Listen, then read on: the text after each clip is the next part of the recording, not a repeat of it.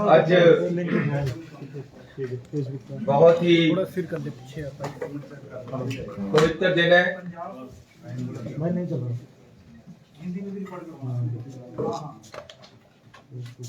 सतगुरु नानक प्रगटिया, मिट्टी धुंध जग चानण हुआ।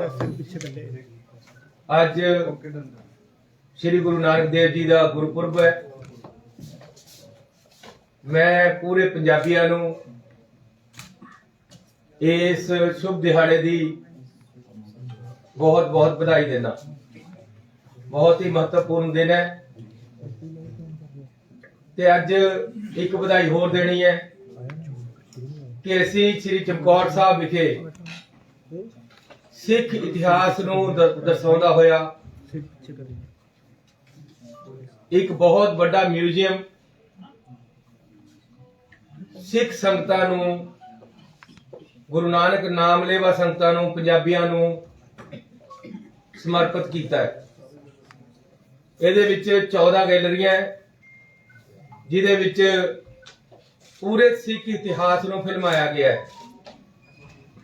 एक बहुत खूबसूरत अजूबा बनया है जिहदा कि मानयोग गवर्नर पंजाब ने अज उद्घाटन किया है।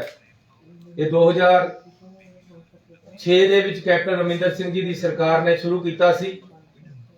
उस तो बाद श्रोमणी अकाली दल की सरकार आ गई। 10 साल उन्होंने इसनूं बंद तो बंद रखिया। लेकिन हुण जदों फिर कांग्रेस सरकार आई तां जदों मैनूं टूरिज्म ते कल्चरल डिपार्टमेंट मिलिया, गुरु नानक साहब का जन्मदिन 550वां साला मनाया गया, जिसकी पूरे देश विदेश दे विच शलाघा हुई। उस तो बाद इसनूं मैं फिर दिन रात लगा के आप इसनूं बनवाया है। एक बहुत ही खूबसूरत चीज बनी है, कोई टिकट नहीं है।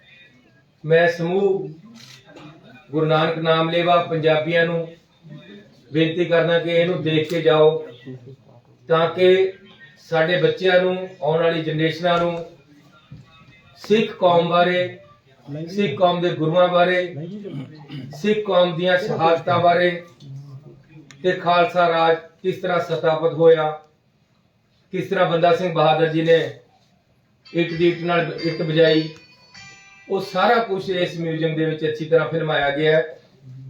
तुसीं सारे जणिਆਂ ਨੂੰ मैं आमंत्रित करदा कि चमकौर साहब आके इसनूं देख के जाण।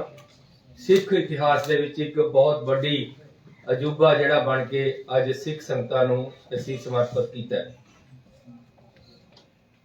इस तो अगे अज मानयोग प्रधानमंत्री श्री नरेंद्र मोदी जी ने ऐलान किया है कि जिहड़े 3 काले कानून श्रोमणी अकाली दल ते बीजेपी की सरकार ने दिल्ली दे विच लैके आंदे सी, अज उन्होंने वापस लेने का ऐलान किया है।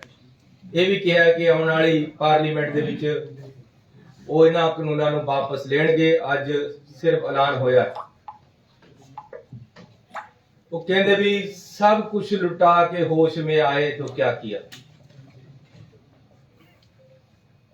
बहुत बड़ियां कीमतां किसानां नूं, खेत मजदूरां नूं इन्हां बिना दे मुआवजे विच तारनियां पईयां। ये जदों ऑर्डीनेंस ही बने सी, समझ आ जानी चाहिए सी कि देश के लोग इन्हां नूं स्वीकार नहीं कर रहे, ये नुकसानदेह है। लेकिन एक जिद करके इन्हां नूं अगे लटकाया गया। सुप्रीम कोर्ट ने इन्हां नूं रोक लगाती, फिर भी इन्हां नूं लमकाया गया। अखीर तक पूरा किसानां दा, मजदूरां दा, लोकां दा कहते भी अंत देख के जिस तरह मच्छी पत्थर चट के मुड़दी है उस तरह मोड़ा पाया गया। जदों चोणां आ गईयां, यूपी दे विच हार निश्चित हो गई, किसानां दियां शहीदियां हो गईयां ते किसान टस मस्ते नहीं होए, मजदूर मारे गए। ਲੋਕਾਂ ਦੇ ਵਿੱਚ ਤਰਾਹ ਤਰਾਹ ਹੋ ਗਈ, ਟੋਲ ਪਲਾਜ਼ੇ ਬੰਦ ਹੋ ਗਏ। ਪੰਜਾਬ ਸਰਕਾਰ ਬਿਲਕੁਲ ਨਾਲ ਕਿਸਾਨਾਂ ਦੇ ਖੜ ਗਈ। ਜਦੋਂ ਕੋਈ ਚਾਰਾ ਨਾ ਚੱਲਿਆ ਤਾਂ ਹੁਣ ਇਹਨਾਂ ਨੂੰ ਵਾਪਸ ਲੈਣੇ ਪੈ ਰਹੇ ਆ। ਅੱਜ ਵੀ ਐਲਾਨ ਹੋਇਆ ਪਾਰਲੀਮੈਂਟ ਦੇ, ਜਦ ਤੱਕ ਵਾਪਸ ਨਹੀਂ ਹੁੰਦੇ ਉਦੋਂ ਤੱਕ ਅਸੀਂ ਦੇਖਾਂਗੇ, ਆਖਰੀ ਦਮ ਤੱਕ, ਜਦ ਤੱਕ ਇਹ ਵਾਪਸ ਹੋ ਕੇ ਰੱਦ ਨਹੀਂ ਹੋ ਜਾਂਦੇ।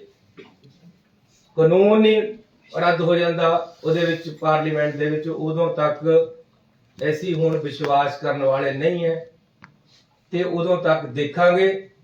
ਨਾਲ ਨਾਲ MSP ਹੈ ਜਿਹੜੀ, ਉਹਦੀ ਵੀ ਸਾਨੂੰ ਗਰੰਟੀ ਚਾਹੀਦੀ ਹੈ। ਹੁਣ ਜਿਸ ਤਰੀਕੇ ਦੇ ਨਾਲ ਸਾਨੂੰ ਪ੍ਰੋਕਿਉਰਮੈਂਟ ਦੇ ਵਿੱਚ ਔਰ ਜਿਸ ਤਰ੍ਹਾਂ ਦੇ ਨਾਲ ਸਾਨੂੰ ਸ਼ੈਲਰਾਂ ਨੂੰ ਤੰਗ ਕੀਤਾ ਜਾਂਦਾ ਹੈ, ਵਿਸ਼ਵਾਸ ਟੁੱਟ ਗਿਆ ਹੈ।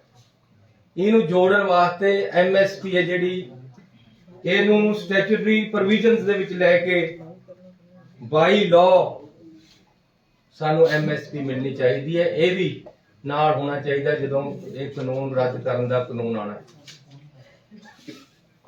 ਇਹਦੀ ਜਿਹੜੀ ਸ਼ੁਰੂਆਤ ਹੈ, ਜਦੋਂ ਪ੍ਰਧਾਨ ਮੰਤਰੀ ਜੀ ਨੇ 30 ਮਈ 19 ਨੂੰ ਸਹੁੰ ਚੱਕੀ, ਉਸੇ ਦਿਨੇ ਨੀਤੀ ਆਯੋਗ ਦਾ ਏਜੰਡਾ ਜਾਰੀ ਕਰਤਾ। 15 ਦਿਨਾਂ ਬਾਅਦ ਉਹਦੀ ਮੀਟਿੰਗ ਹੋਈ 15/6/19 ਨੂੰ। ਉਹਦੇ ਵਿੱਚ ਰੀਸਟਰਕਚਰਿੰਗ ਆਫ ਐਗਰੀਕਲਚਰ ਸੈਕਟਰ ਦਾ ਏਜੰਡਾ ਜਾਰੀ ਹੋ ਕੇ 15/6/19 ਨੂੰ ਇਹਦੀ ਨੀਂਹ ਰੱਖਤੀ ਉਹਨਾਂ ਨੇ। ਇੱਕ ਸੋਚੀ ਸਮਝੀ ਸਾਜ਼ਿਸ਼ ਦੇ ਨਾਲ ਦੇਸ਼ ਨੂੰ ਪਾੜਨ ਵਾਸਤੇ ਔਰ ਦੇਸ਼ ਦੀ ਕਿਸਾਨੀ ਨੂੰ ਡਾਊਨ ਕਰਨ ਵਾਸਤੇ। ਪੰਜਾਬ ਖੇਤੀ ਪ੍ਰਧਾਨ ਸੂਬਾ ਹੈ, ਜੇ ਸਾਤੋਂ ਖੇਤੀ ਹੀ ਖੋਹ ਲਈ ਜੇ ਗਈ ਤਾਂ ਉਹਨਾਂ ਨੂੰ ਪਤਾ ਹੈ ਕਿ ਇਹਨਾਂ ਤੋਂ ਖੇਤੀ ਇਹਨਾਂ ਦੀ ਕਮਜ਼ੋਰ ਕਰ ਦੋ, ਇਹ ਕਮਜ਼ੋਰ ਹੋ ਜਾਣਗੇ। ਸਾਡੀ ਖੇਤੀ ਨੂੰ ਕਮਜ਼ੋਰ ਕਰਕੇ ਪੰਜਾਬ ਨੂੰ ਕਮਜ਼ੋਰ ਕਰਨ ਦੀ ਇਹ ਇੱਕ ਸੋਚੀ ਸਮਝੀ ਹੈ ਵੱਡੀ ਸਾਜ਼ਿਸ਼ ਸੀ, ਜਿਹੜੀ ਤੋਂ ਕੇਂਦਰ ਸਰਕਾਰ ਨੂੰ ਪਿੱਛੇ ਹਟਣਾ ਪਿਆ ਹੈ। ਤੇ ਅੱਜ ਮੈਂ ਕਿਸਾਨੀ ਸੰਘਰਸ਼ ਨੂੰ, ਕਿਸਾਨਾਂ ਦੀਆਂ ਯੂਨੀਅਨਾਂ ਨੂੰ, ਖੇਤ ਮਜ਼ਦੂਰਾਂ ਦੀਆਂ ਯੂਨੀਅਨਾਂ ਨੂੰ, ਪੰਜਾਬ ਔਰ ਹਿੰਦੁਸਤਾਨ ਦੇ ਲੋਕਾਂ ਨੂੰ, ਡੈਮੋਕ੍ਰੈਟਿਕ ਸਿਸਟਮ ਨੂੰ ਸ਼ਾਬਾਸ਼ੀ ਦੇਣਾ ਚਾਹੁੰਦਾ ਕਿ ਲੋਕਤੰਤਰ ਦੇ ਵਿੱਚ ਲੋਕਤੰਤਰ ਦੀ ਜਿੱਤ ਹੋਈ ਹੈ, ਲੋਕਾਂ ਦੀ ਜਿੱਤ ਹੋਈ ਹੈ, ਕਿਸਾਨੀ ਸੰਘਰਸ਼ ਦੀ ਜਿੱਤ ਹੋਈ ਹੈ, ਸੰਯੁਕਤ ਮੋਰਚੇ ਦੀ ਜਿੱਤ ਹੋਈ ਹੈ, ਖੇਤ ਮਜ਼ਦੂਰ ਦੀ ਜਿੱਤ ਹੋਈ ਹੈ, ਦੇਸ਼ ਦੇ ਹਰ ਨਾਗਰਿਕ ਦੀ ਜਿੱਤ ਹੋਈ ਹੈ। ਤੇ ਸच्चाई ਨਿੱਤਰ ਕੇ ਉੱਪਰ ਆਈ ਹੈ। ਜਿਹੜੇ ਲੋਕ ਡਿਸਟਰਬ ਕਰਨਾ ਚਾਹੁੰਦੇ ਸੀ, ਪਾੜੇ ਪਾਉਣਾ ਚਾਹੁੰਦੇ ਸੀ, ਵੋਟਾਂ ਦੀ ਰਾਜਨੀਤੀ ਕਰਦੇ, ਉਹਨਾਂ ਨੂੰ ਪਿੱਛੇ ਹਟਣਾ ਪਿਆ। ਲੇਕਿਨ ਦੇਰ ਆਏ ਦੁਰਸਤ ਆਏ। ਇਹ ਜਿਹੜਾ ਕੁਝ, ਇਸ ਦੇ ਨਾਲ ਮੈਂ ਇਹ ਵੀ ਕਹਿਣਾ ਚਾਹੁੰਦਾ ਕਿ ਆਪਣੇ ਆਪ ਨਹੀਂ ਹੋਇਆ। ਸ਼੍ਰੋਮਣੀ ਅਕਾਲੀ ਦਲ ਨੇ ਮੋਢਾ ਦਿੱਤਾ, ਉਹਨਾਂ ਨੂੰ ਇਹ ਵਿਸ਼ਵਾਸ ਦਵਾਤਾ ਕਿ ਜੀ ਕਿਸਾਨੀ ਸਾਡੇ ਨਾਲ ਹੈ ਤੇ ਅਸੀਂ ਤੁਹਾਡੇ ਨਾਲ ਹੈ, ਸਾਡੀ ਮਿਨਿਸਟਰੀ ਹਰੀ ਰਹੇ। ਕਦੇ ਇਹ ਕਾਨੂੰਨ ਨਹੀਂ ਆਣੇ ਸੀ ਜੇ ਪੰਜਾਬ ਔਰ ਦੇਸ਼ ਦੀ ਕਿਸਾਨੀ ਦੇ ਨਾਮ ਤੇ ਸ਼੍ਰੋਮਣੀ ਅਕਾਲੀ ਦਲ ਉਹਨਾਂ ਨੂੰ ਮੋਢਾ ਨਾ ਦਿੰਦਾ। ਇਹ ਉਹਨਾਂ ਨੇ ਆਪਣਾ ਮੋਢਾ ਦਿੱਤਾ, ਅਗਲੇ ਨੇ ਬੰਦੂਕ ਧਰੀ। ਲੇਕਿਨ ਜਦੋਂ ਕਿਸਾਨਾਂ ਨੇ ਸ਼੍ਰੋਮਣੀ ਅਕਾਲੀ ਦਲ ਦੇ ਪ੍ਰਧਾਨ ਦਾ ਘਰ ਰੋਕ ਲਿਆ, ਚਾਰੇ ਪਾਸੇ ਤੇ ਨਿਕਲਣਾ ਬੰਦ ਹੋ ਗਿਆ, ਇੱਕ ਕਿਸਾਨ ਦੀ ਉੱਥੇ ਸ਼ਹੀਦੀ ਹੋ ਗਈ, ਚਾਰਾ ਨਾ ਚੱਲਿਆ, ਪੰਜਾਬ 'ਚ ਵੜਨਾ ਬੰਦ ਕਰਤਾ ਇਹਨਾਂ ਦਾ। ਹਾਲਾਂਕਿ 3 ਪ੍ਰੈਸ ਕਾਨਫਰੰਸਾਂ ਬੀਬੀ ਜੀ ਨੇ ਕਰੀਆਂ। ਅਗਲੇ ਦਿਨ ਇੱਕ ਐਮਰਜੈਂਸੀ ਪ੍ਰੈਸ ਕਾਨਫਰੰਸ ਬੁਲਾ ਕੇ ਸੁਖਬੀਰ ਸਿੰਘ ਬਾਦਲ ਨੇ ਪੂਰੇ ਸੋਲੇ ਗਾਏ ਕਿ ਜੀ ਇਹ ਕਾਨੂੰਨ ਬਹੁਤ ਵਧੀਆ ਹੈ, ਇਹ ਰਹਿਣੇ ਚਾਹੀਦੇ ਹੈ, ਤੁਹਾਨੂੰ ਸਮਝ ਨਹੀਂ ਆ ਰਹੀ, ਤੁਸੀਂ ਕਿਸਾਨੋਂ ਸਮਝੋ। ਇੱਥੇ ਤੱਕ ਕਿ ਪ੍ਰਕਾਸ਼ ਸਿੰਘ ਬਾਦਲ ਬਜ਼ੁਰਗ ਹੋਣ ਦੇ ਬਾਵਜੂਦ ਵੀ ਉਹਨਾਂ ਤੋਂ ਵੀ ਇੱਕ ਪ੍ਰੈਸ ਕਾਨਫਰੰਸ ਕਰਾ ਕੇ ਉਹਨਾਂ ਤੋਂ ਵੀ ਬਿਆਨ ਦਵਾ ਦਿੱਤਾ ਗਿਆ ਕਿ ਜੀ ਇਹ ਕਾਨੂੰਨ ਚੰਗੇ ਹੈ। ਜਦ ਕਿਸਾਨਾਂ ਨੇ ਚਾਰੇ ਪਾਸੇ ਤੇ ਰੋਕ ਲਏ, ਇਹਨਾਂ ਨੇ ਵਾਪਸ ਲਏ, ਆਪਣੇ ਆਪ ਨੂੰ ਉੱਥੇ ਤੇ ਨਿਕਲ ਕੇ ਆਏ ਮਿਨਿਸਟਰੀ ਤੋਂ। ਲੇਕਿਨ ਅੱਜ ਵੀ ਮੈਨੂੰ ਇਹਨਾਂ ਦੇ ਸਮਝੌਤੇ ਦਿਖ ਰਹੇ। ਅੱਜ ਵੀ ਇਹੀ ਕਹਿੰਦੇ ਕਿ ਜਦ ਤੱਕ ਕਾਨੂੰਨ ਵਾਪਸ ਨਹੀਂ ਲੈਂਦੇ, ਜਦ ਤੱਕ ਅਸੀਂ ਵੱਖਰੇ ਹਾਂ। ਇਹਦਾ ਮਤਲਬ ਹੈ ਸਾਜ਼ਿਸ਼ ਕਈ ਪਾਸੇ ਤੋਂ ਹੋਈ ਹੈ ਤੇ ਕਈ ਪਾਸੇ ਇਹਨਾਂ ਦੇ ਨਾਲ ਰਲ ਕੇ ਅੱਗੇ ਨੂੰ ਵੀ ਪੰਜਾਬ ਦਾ ਨੁਕਸਾਨ ਕਰ ਸਕਦੇ ਹੈ।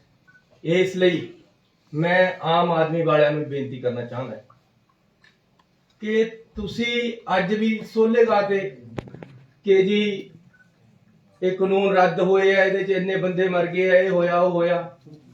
ਤੁਸੀਂ ਤਾਂ ਭਾਈ ਆਪ ਇਹ ਕਾਨੂੰਨ ਨੂੰ, ਇਹਨਾਂ ਚੋਂ ਜਿਹੜਾ ਸਭ ਤੋਂ ਖਤਰਨਾਕ ਕਾਨੂੰਨ ਹੈ, farmers produce trade and commerce promotion and facilitation act 2020, ਉਹਦੀ ਨੋਟੀਫਿਕੇਸ਼ਨ, ਉਹਨੂੰ ਲਾਗੂ ਦਿੱਲੀ ਦੇ ਵਿੱਚ ਕੀਤਾ ਗਿਆ ਕੇਜਰੀਵਾਲ ਜੀ ਵੱਲੋਂ। ਮੈਂ ਉਹਨਾਂ ਨੂੰ ਬੇਨਤੀ ਕਰਨਾ ਚਾਹੁੰਦਾ ਹਾਂ ਕਿ ਕੇਂਦਰ ਸਰਕਾਰ ਨੇ ਰੱਦ ਕਰਨੇ ਦਾ ਐਲਾਨ ਕਰਤਾ ਹੈ, ਕਿਰਪਾ ਤੁਸੀਂ ਵੀ ਕਰੋ। ਇਸ ਤੋਂ ਪਹਿਲਾਂ ਕਿ ਪਾਰਲੀਮੈਂਟ ਬੁਲਾ ਕੇ ਨਰਿੰਦਰ ਮੋਦੀ ਜੀ ਨੂੰ ਰੱਦ ਕਰਨ, ਆਪਣੇ ਉੱਪਰੋਂ ਕਾਲਖ ਲਾ ਲਓ ਤੇ ਇਹ ਨੋਟੀਫਿਕੇਸ਼ਨ ਰੱਦ ਕਰਕੇ ਇਹਨਾਂ ਨੂੰ ਰੱਦ ਕਰ ਦਿਓ ਜਿਹੜਾ ਤੁਸੀਂ ਕੀਤਾ ਹੋਇਆ। ਇਹ ਕਾਨੂੰਨ ਤਾਂ ਆਮ ਆਦਮੀ ਪਾਰਟੀ ਨੇ ਵੀ ਫੈਸਿਲਿਟੇਟ ਕੀਤੇ, ਉਹਨਾਂ ਨੇ ਨੋਟੀਫਿਕੇਸ਼ਨ ਕਰਕੇ ਦਿੱਲੀ ਦੇ ਵਿੱਚ ਲਾਗੂ ਕੀਤੇ ਹੈ, ਤੇ ਇੱਥੇ ਆ ਕੇ ਕਹਿੰਦੇ ਜੀ ਅਸੀਂ ਇਹਨਾਂ ਕਾਨੂੰਨਾਂ ਦੇ ਖਿਲਾਫ ਹੈ, ਵੋਟਾਂ ਲੈਣੀਆਂ ਕਿਸਾਨਾਂ ਦੀਆਂ। ਦਿੱਲੀ ਦੇ ਵਿੱਚ ਕਿਸਾਨਾਂ ਨੂੰ ਪਾਣੀ ਫ੍ਰੀ ਨਹੀਂ ਦਿੰਦੇ, ਬਿਜਲੀ ਫ੍ਰੀ ਨਹੀਂ ਦਿੰਦੇ, ਇੱਥੇ ਆ ਕੇ ਕਹਿੰਦੇ ਅਸੀਂ ਵੋਟਾਂ ਲੈਣੀਆਂ। ਲੇਕਿਨ ਮੈਂ ਕਹਿੰਦਾ ਇਹਨਾਂ ਤੋਂ ਵੋਟਾਂ ਦੀ ਰਾਜਨੀਤੀ ਨਹੀਂ ਹੋਣੀ ਚਾਹੀਦੀ। ਇਹ ਰਾਜਨੀਤਿਕ ਗੱਲ ਨਹੀਂ ਹੈ, ਇਹ ਸਮਾਜ ਔਰ ਦੇਸ਼ ਦੀ ਏਕਤਾ, ਅਖੰਡਤਾ, ਕਿਸਾਨੀ, ਜਿਹੜਾ ਕਿ ਸਾਡਾ ਅੰਨਦਾਤਾ ਹੈ, ਉਸ ਨੂੰ ਭਿਖਾਰੀ ਬਣਾਉਣ ਦੀ ਜਿਹੜੀ ਸੋਚ ਹੈ, ਉਸ ਦੇ ਖਿਲਾਫ ਇਹ ਸੰਘਰਸ਼ ਜਿਹੜਾ ਹੋਇਆ ਸੰਯੁਕਤ ਮੋਰਚਾ ਦਾ, ਅੱਜ ਉਸ ਦੀ ਜਿੱਤ ਹੋਈ ਹੈ। ਮੈਂ ਸੰਯੁਕਤ ਮੋਰਚਾ ਨੂੰ, ਖੇਤ ਮਜ਼ਦੂਰਾਂ ਨੂੰ, ਕਿਸਾਨਾਂ ਨੂੰ, ਪੰਜਾਬ ਦੇ ਲੋਕਾਂ ਨੂੰ, ਦੇਸ਼ ਦੇ ਲੋਕਾਂ ਨੂੰ, ਡੈਮੋਕ੍ਰੈਟਿਕ ਸਿਸਟਮ ਨੂੰ ਵਧਾਈ ਦਿੰਦਾ ਜਿਹੜਾ ਕਿ ਇਹ ਕਾਨੂੰਨ ਵਾਪਸ ਲਏ ਗਏ ਹੈ। ਵਾਪਸ ਅਜੇ ਹੋਣੇ ਹੈ, ਜਦ ਤੱਕ ਇਹ ਵਾਪਸ ਨਹੀਂ ਹੁੰਦੇ ਸਾਨੂੰ ਪਹਿਰਾ ਦੇਣ ਦੀ ਲੋੜ ਹੈ, ਸਾਨੂੰ ਚੁਕੰਨੇ ਲੈਣ ਦੀ ਲੋੜ ਹੈ। ਇਹ ਨਾ ਹੋਣ ਕਿ ਜੀ ਲੱਡੂ ਮੁੱਕ ਗਏ, ਯਾਰ ਨੇ ਟੁੱਟ ਗਏ, ਭੈੜੀ ਯਾਰੀ ਲੱਡੂਆਂ ਦੀ, ਵੋਟਾਂ ਤੱਕ ਸੀਮਤ ਨਾ ਰਹਿਣ ਇਹ ਲੋਕ। ਇਹ ਕਾਨੂੰਨ ਵਾਪਸ ਦਵਾਉਣੇ ਹੈ ਤੇ MSP ਜਿਹੜਾ ਉਹ ਕਾਨੂੰਨ ਦੇ ਰੂਪ ਵਿੱਚ ਮਿਲੇ। ਤੇ ਮੈਂ ਬੇਨਤੀ ਕਰਨਾ ਚਾਹੁੰਦਾ ਕਿ ਸਰਕਾਰ ਪੰਜਾਬ ਦੇ ਵਿੱਚ ਕਿਸਾਨ ਹਿਤੈਸ਼ੀ ਹੈ, ਮਜ਼ਦੂਰ ਹਿਤੈਸ਼ੀ ਹੈ, ਹਰ ਵਰਗ ਦੇ ਨਾਲ ਅਸੀਂ ਮਿਲ ਕੇ ਚੱਲਦੇ ਹਾਂ। ਤੇ ਜਿਹੜੇ ਕਿਸਾਨ, ਮੈਂ ਪਹਿਲਾਂ ਐਲਾਨ ਕਰ ਚੁੱਕਿਆ, ਇਹਦੇ ਵਿੱਚ ਸੰਘਰਸ਼ ਦੇ ਵਿੱਚ ਸ਼ਹੀਦ ਹੋਏ ਆ, ਇਹ ਕੋਈ ਮੈਂ ਅੱਜ ਨਹੀਂ ਕਹਿ ਰਿਹਾ, ਮੈਂ ਪਹਿਲੇ ਦਿਨ ਤੋਂ ਕਹਿ ਰਿਹਾ, ਤੇ ਅਸੀਂ ਦੇ ਵੀ ਰਹੇ ਨੌਕਰੀਆਂ, ਅਸੀਂ ਸਾਰਿਆਂ ਨੂੰ, ਉਹਨਾਂ ਨੂੰ ਇੱਕ ਪਰਿਵਾਰ ਨੂੰ ਨੌਕਰੀ ਦੇ ਰਹੇ ਦਵਾਂਗੇ।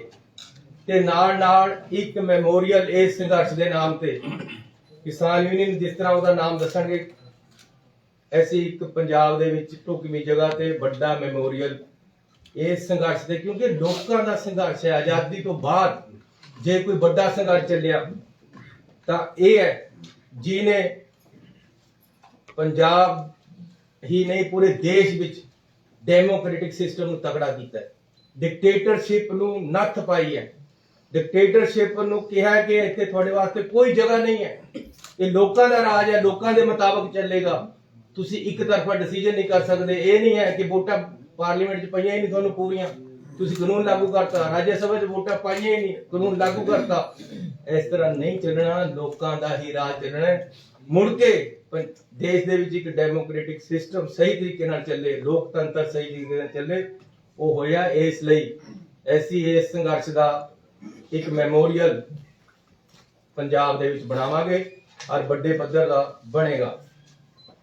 ਪੰਜਾਬ ਸਰਕਾਰ ਵੱਲੋਂ ਵਿਧਾਨ ਸਭਾ ਦਾ ਸਪੈਸ਼ਲ ਸੈਸ਼ਨ ਬੁਲਾ ਕੇ ਇਹ ਕਾਨੂੰਨਾਂ ਨੂੰ ਰੱਦ ਕੀਤਾ ਗਿਆ ਹੈ।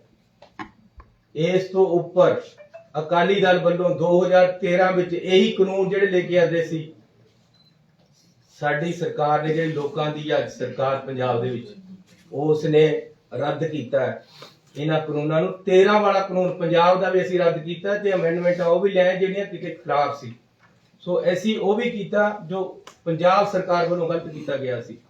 ਕੇਂਦਰ ਦੇ ਵੀ ਕਾਨੂੰਨ ਅਸੀਂ ਰੱਦ ਕਰਨ ਵਾਸਤੇ ਰੈਜੂਲੇਸ਼ਨ ਲਿਆ ਕੇ ਇੱਕ ਆਪਣੇ ਆਪ ਨੂੰ ਵਿਧਾਨ ਸਭਾ ਚੋਂ ਨਿਰਦੇਸ਼ ਜਾਰੀ ਕਰਾਏ ਹੈ ਕਿ ਇਹ ਕਾਨੂੰਨ ਪੰਜਾਬ ਦੇ ਵਿੱਚ ਲਾਗੂ ਨਾ ਹੋਵੇ।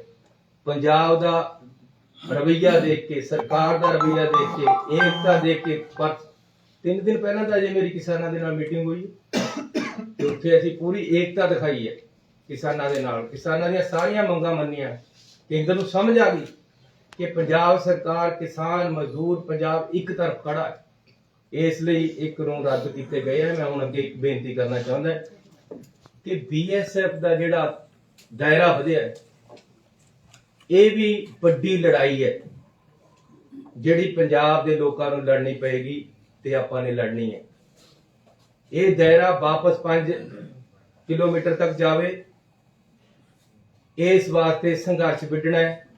ਅਸੀਂ ਵਿਧਾਨ ਸਭਾ ਦੇ ਵਿੱਚ ਪਾਸ ਕਰ ਚੁੱਕੇ ਹਾਂ, ਸਾਰੀਆਂ ਪਾਰਟੀਆਂ ਦਾ ਇੱਕ ਵਫਦ ਬੁਲਾ ਕੇ ਉਹਨਾਂ ਨੂੰ ਬੇਨਤੀ ਕਰਕੇ ਡਿਸਕਸ਼ਨ ਕਰ ਚੁੱਕੇ ਹਾਂ। ਜੋ ਮਤਾ ਉਹਨਾਂ ਨੇ ਕਿਹਾ ਸੀ ਵਿਧਾਨ ਸਭਾ ਬੁਲਾ ਕੇ ਪਾਇਆ ਹੈ।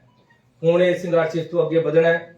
ਇਸ ਲਈ ਮੈਂ ਕਿਸਾਨ ਯੂਨੀਅਨ ਨਾਲ ਵੀ, ਖੇਤ ਮਜ਼ਦੂਰ ਨੂੰ ਵੀ, ਪੰਜਾਬ ਦੇ ਲੋਕਾਂ ਨੂੰ ਬੇਨਤੀ ਕਰਦਾ ਕਿ ਇਸ ਸੰਘਰਸ਼ ਵਾਸਤੇ ਸਾਨੂੰ ਤਿਆਰੀ ਕਰਨੀ ਪੈਣੀ ਹੈ। ਨਾਲ ਹੀ ਇਹ ਮੈਂ ਬੇਨਤੀ ਕਰਦਾ ਮੁੱਖ ਮੰਤਰੀ ਜੀ ਨੂੰ ਕਿ ਜਿੱਥੇ ਇਹ ਕੀਤਾ ਹੈ ਉੱਥੇ ਸਾਡੇ ਜਿਹੜੇ 50 ਕਿਲੋਮੀਟਰ ਵਾਲਾ ਹੈ ਪ੍ਰਧਾਨ ਮੰਤਰੀ ਜੀ ਕਿਆ ਕਹਿੰਦੇ ਤੁਸੀਂ ਮੁੱਖ ਮੰਤਰੀ ਕੋਈ ਗੱਲ ਨਹੀਂ, ਮੁੱਖ ਮੰਤਰੀ ਨਾਲ ਹੁਣ ਮੈਂ ਇਹ ਬੇਨਤੀ ਕਰਨਾ ਚਾਹੁੰਦਾ ਕਿ ਇਹ ਕਾਨੂੰਨਾਂ ਨੂੰ ਵਾਪਸ ਲੈ ਲਓ। ਜਿਹੜਾ ਤੁਸੀਂ ਨੋਟੀਫਿਕੇਸ਼ਨ ਕੀਤਾ ਇਹ ਗਲਤ ਹੈ, ਦੇਸ਼ ਦੇ ਫੈਡਰਲ ਸਿਸਟਮ ਦੇ ਖਿਲਾਫ ਹੈ। ਤੁਹਾਨੂੰ ਇਸ ਦਾ ਅਧਿਕਾਰ ਨਹੀਂ ਹੈ ਕਿ ਤੁਸੀਂ ਪੰਜਾਬ ਦੇ ਵਿੱਚ ਇਸ ਤਰੀਕੇ ਦੇ ਨਾਲ ਇੰਟਰਫੇਅਰ ਕਰੋ। ਲਾਅ ਐਂਡ ਆਰਡਰ ਪੰਜਾਬ ਦਾ ਆਪਣਾ ਅਧਿਕਾਰ ਹੈ। ਸਾਡੀ ਪੁਲਿਸ ਸક્ષਮ ਹੈ ਹਰ ਤਰੀਕੇ ਦੇ ਹਰ ਖਤਰੇ ਨੂੰ ਝੇਲਣ ਲਈ, ਔਰ ਅੱਗੇ ਵੀ ਝੇਲਦੀ ਆਈ ਹੈ। ਇਸ ਕਰਕੇ ਇਹ ਵੀ ਖਤਮ ਹੋਣੇ ਚਾਹੀਦੇ ਹੈ, ਇਹ ਜ਼ਰੂਰੀ ਹੈ। ਔਰ ਮੈਂ ਕਿਸਾਨ ਯੂਨੀਅਨ ਨੂੰ, ਸੰਯੁਕਤ ਮੋਰਚੇ ਨੂੰ ਇੱਕ ਵਾਰ ਫੇਰ ਵਧਾਈ ਦੇਣਾ। ਤੁਹਾਡਾ ਸਾਰਿਆਂ ਦਾ ਬਹੁਤ ਧੰਨਵਾਦ। ਸਭ ਸਵਾਲ ਹੈ ਸੀਐਮ ਸਾਹਿਬ ਨੇ 11 ਤੇ 14 ਕੀ ਹੈ ਜੀ? ਤੁਸੀਂ ਉਹ ਗੈਲਰੀਆਂ ਜਿਹੜੀਆਂ ਦੇਖੀਆਂ 14 ਕੀ ਹੈ, ਉੱਥੇ 11 ਕੀ ਹੈ? 11 ਗੈਲਰੀਆਂ ਹੈ, ਉਹਦੇ ਚ 7 ਦੇ ਵਿੱਚ ਫਿਲਮਾਇਆ ਗਿਆ ਹੈ, 4 ਦੇ ਵਿੱਚ ਦਰਸਾਇਆ ਗਿਆ ਹੈ। ਅਕਾਲੀ ਦਲ ਦੀ ਸਟੇਟਮੈਂਟ ਆਈ ਹੈ ਕਿ ਅਸੀਂ ਬੀਜੇਪੀ ਦੇ ਨਾਲ ਨਹੀਂ ਜਾਵਾਂਗੇ। ਕੈਪਟਨ ਅਮਰਿੰਦਰ ਸਿੰਘ ਦੀ ਸਟੇਟਮੈਂਟ ਆਈ ਹੈ ਕਿ ਮੈਂ ਹੁਣ ਬੀਜੇਪੀ ਦੇ ਨਾਲ 101% ਅਲਾਈਅੰਸ ਕਰਾਂਗਾ। ਇਹ ਇੱਕੋ ਥਾਲੀ ਦੇ ਚੱਟੇ ਵੱਟੇ ਆ ਸਾਰੇ। ਦੱਸ ਦੇਣਾ, ਪਹਿਲਾਂ ਵੀ ਇਕੱਠੇ ਸੀਗੇ, ਅੱਜ ਵੀ ਇਕੱਠੇ ਆ ਤੇ ਅੱਗੇ ਨੂੰ ਵੀ ਇਹਨਾਂ ਨੇ ਇਕੱਠੇ ਰਹਿਣਾ। ਨਹੀਂ, ਇਹਨਾਂ ਦੇ ਤੇ ਪੰਜਾਬ ਨੂੰ ਲੁੱਟਣ ਵਿੱਚ ਸਾਰੇ ਇਕੱਠੇ ਹੋ ਇਹਨਾਂ ਦੇ ਜਾਣਗੇ। ਇਕੱਠੇ ਹੋਣ ਕਰਕੇ ਕਾਂਗਰਸ ਨੂੰ ਕਿੰਨਾ ਕੁ ਨੁਕਸਾਨ ਹੋਏਗਾ? ਸਾਨੂੰ ਤਾਂ ਫਾਇਦਾ ਹੋਣਾ, ਨੁਕਸਾਨ ਤਾਂ ਕਿਉਂ ਹੋਣਾ? ਸੀਐਮ ਸਾਹਿਬ ਕਿਸਾਨ ਖੁਦਕਸ਼ੀਆਂ ਕਰਕੇ ਗਏ ਆ ਜਾਂ ਕਿਸਾਨ ਸੰਘਰਸ਼ ਦੇ ਦੌਰਾਨ ਤੁਸੀਂ ਉਹਨਾਂ ਨੂੰ ਕਿਹਾ ਵੀ ਇੱਕ ਪਰਿਵਾਰ ਨੂੰ ਨੌਕਰੀ ਦੇਵਾਂਗੇ। ਏਦਾਂ ਹੀ ਜਿਹੜੀਆਂ ਖੇਤ ਮਜ਼ਦੂਰ ਯੂਨੀਅਨ ਆ ਉਹ ਵੀ ਵਾਰ-ਵਾਰ ਮੈਂ ਫੇਰ ਕਿਹਾ ਜੀ, ਖੇਤ ਮਜ਼ਦੂਰ ਤੇ ਕਿਸਾਨ, ਮੈਂ ਇਕੱਲਾ ਨਹੀਂ ਸ਼ਬਦ ਵਰਤਿਆ, ਮੈਂ ਦੋਨੋਂ ਵਰਤੇ। ਜਿਹੜੇ ਖੇਤ ਮਜ਼ਦੂਰ ਸ਼ਹੀਦ ਹੋ ਗਏ ਆ, ਜਿਹੜੇ ਕਿਸਾਨ ਸ਼ਹੀਦ ਹੋ ਗਏ, ਉਹ ਸਾਰੇ ਸਾਡੇ ਆਪਣੇ ਆ। ਅਸੀਂ ਸਾਰਿਆਂ ਨੂੰ ਇੱਕ ਇੱਕ ਪਰਿਵਾਰ ਨੂੰ ਇੱਕ ਇੱਕ ਨੌਕਰੀ ਦੇਵਾਂਗੇ। ਜੰਨੀ ਸਾਹਿਬ ਇੱਕ ਮਿੰਟ, ਜੰਨੀ ਸਾਹਿਬ ਇਹ ਸੰਘਰਸ਼ ਤਕਰੀਬਨ 1 ਸਾਲ ਚੱਲਿਆ। ਉਹ ਸਭ ਤੋਂ ਪਹਿਲਾਂ ਪੰਜਾਬ ਸਟਾਰਟ ਹੋਇਆ, ਰੇਲਾਂ ਰੋਕੀਆਂ ਗਈਆਂ, ਟਰੈਕ ਰੋਕੇ ਗਏ, ਬਹੁਤ ਕੁਝ ਹੋਇਆ। 1 ਸਾਲ ਤੱਕ ਪੰਜਾਬ ਦੇ ਵਿੱਚ ਕਾਰੋਬਾਰ ਇੱਕ ਚੀਜ਼ਾਂ ਅਲੱਗ-ਅਲੱਗ ਠੱਪ ਰਹੀਆਂ, ਬੰਦ ਰਹੀਆਂ, ਔਰ ਉਹਦਾ ਤੁਸੀਂ ਕਿੰਨਾ ਆਕਲਨ ਕਰਦੇ, ਕਿੰਨਾ ਕਿ ਪੰਜਾਬ ਨੂੰ ਦਾ ਨੁਕਸਾਨ ਕਰਨਾ ਪਿਆ, ਸੰਘਰਸ਼ ਬਹੁਤ ਦਾ ਯੋਗਦਾਨ ਪਾਇਆ ਤੇ ਪੰਜਾਬ ਦਾ ਕਿੰਨਾ ਕੁ ਨੁਕਸਾਨ ਹੋਇਆ? ਤੁਹਾਡਾ ਬਿਲਕੁਲ ਅੱਛਾ ਸਵਾਲ ਹੈ, ਮੈਂ ਲਿਖ ਕੇ ਵੀ ਲਿਆ ਸੀ। ਇਹ ਗੱਲ ਮੈਂ ਜੇ ਬੋਲਣੀ ਹੈ ਕਿ ਕੇਂਦਰ ਸਰਕਾਰ ਜਿੰਨਾ ਨੁਕਸਾਨ ਹੋਇਆ ਸਰਕਾਰਾਂ ਦਾ ਤੇ ਕਿਸਾਨਾਂ ਦਾ, ਉਹਦਾ ਮੁਆਵਜ਼ਾ ਦੇਵੇ। ਕੇਂਦਰ ਸਰਕਾਰ ਇੱਕ ਪੈਕੇਜ ਲੈ ਕੇ ਆਵੇ, ਕਿਸਾਨਾਂ ਦੀ ਮੰਦੀ ਹਾਲਤ ਜਿਹੜੀ ਉਹਨਾਂ ਨੇ ਕੀਤੀ ਹੋਈ ਹੈ ਤੇ ਕੀਤੀ ਹੈ, ਉਹਦੇ ਵਾਸਤੇ ਇਹਨਾਂ ਦੇ ਕਰਜ਼ੇ ਮਾਫ ਕਰਨ ਦਾ, ਇਹਨਾਂ ਵਾਸਤੇ ਇੱਕ ਅੱਛਾ ਪੈਕੇਜ ਪੰਜਾਬ ਸਰਕਾਰ ਨੂੰ ਦੇਵੇ ਜਾਂ ਕਿਸਾਨਾਂ ਨੂੰ ਸਿੱਧਾ ਦੇਵੇ, ਜਿਹਦੇ ਨਾਲ ਨੁਕਸਾਨ ਦੀ ਭਰਪਾਈ ਹੋਵੇ। ਮੱਲਮਾਂ ਲਾਉਣ ਦੀ ਕੋਸ਼ਿਸ਼ ਕਰੇ ਕਿ ਕੇਂਦਰ ਸਰਕਾਰ ਬਹੁਤ ਜ਼ਖਮ ਦਿੱਤੇ ਆ ਪਿਛਲੇ ਦਿਨਾਂ ਦੇ ਵਿੱਚ। ਕੋਈ ਜ਼ਰੂਰਤ ਨਹੀਂ ਸੀ ਇਸ ਸੰਘਰਸ਼ ਨੂੰ ਐਡਾ ਲੰਬਾ ਖਿੱਚਣ ਦੀ। ਉਹਨਾਂ ਨੇ ਕਿਸ ਰੀਤੀ ਦੇ ਨਾਲ ਖਿੱਚਿਆ ਇਸ ਬਾਰੇ ਮੈਂ ਨਹੀਂ ਕੁਝ ਕਹਿਣਾ ਚਾਹੁੰਦਾ, ਲੇਕਿਨ ਮੁਆਵਜ਼ਾ ਮਿਲਣਾ ਬਹੁਤ ਜ਼ਰੂਰੀ ਹੈ। ਇਹ ਕਿੰਨਾ ਨੁਕਸਾਨ ਹੋਇਆ ਪੰਜਾਬ ਸਰਕਾਰ ਦਾ ਕਰੋੜਾਂ ਰੁਪਏ ਦਾ ਨੁਕਸਾਨ ਹੋ ਗਿਆ ਹੈ। ਦੇਖੋ ਤਾਂ ਸਹੀ, ਚਾਰੇ ਪਾਸੇ ਨੁਕਸਾਨ ਹੀ ਨੁਕਸਾਨ ਨੇ।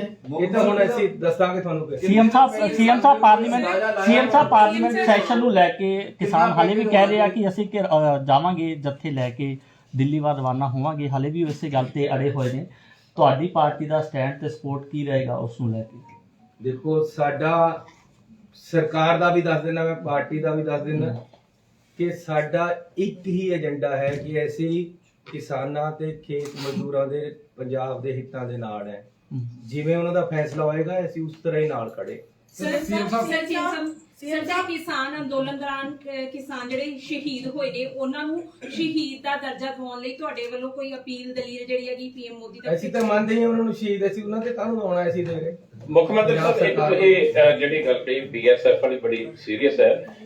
ਸਾਰੀਆਂ ਸਿਆਸੀ ਪਾਰਟੀਆਂ ਨੂੰ ਲੈ ਕੇ ਕਿੱਦਾਂ ਦਾ ਸੰਘਰਸ਼ ਤੁਸੀਂ ਸੋਚ ਰਹੇ ਜੇ ਸੜਕ ਤੇ ਆਉਣ ਤੇ ਕਾਨੂੰਨੀ ਲੜਾਈ ਜਾਂ ਪ੍ਰਾਈਮ ਮਿਨਿਸਟਰ ਨੂੰ ਮਿਲਣ? ਸਾਰੀਆਂ ਪਾਰਟੀਆਂ ਦੇ ਨਾਲ ਮਿਲ ਕੇ ਵੀ ਸਲਾਹ ਕਰਾਂਗੇ, ਇਹਦੀ ਰੂਪ ਰੇਖਾ ਤਿਆਰ ਕਰਾਂਗੇ। ਅਜੇ ਅਸੀਂ ਉਹਨਾਂ ਨੂੰ ਸੁਪਰੀਮ ਕੋਰਟ 'ਚ ਜਾ ਰਹੇ ਹਾਂ, ਵਕੀਲ ਕਰ ਲਏ ਹੈ, ਕੋਰਟ ਦੇ ਵਿੱਚ ਕੇਸ ਪਾ ਰਹੇ ਹੈ ਤੇ ਨਾਲ ਜੇਕਰ ਨਹੀਂ ਮੰਨਣਗੇ ਤਾਂ ਸੰਘਰਸ਼ ਦੀ ਰੂਪ ਰੇਖਾ ਤਿਆਰ ਕੀਤੀ ਜਾਏਗੀ। ਸੀਐਮ ਸਾਹਿਬ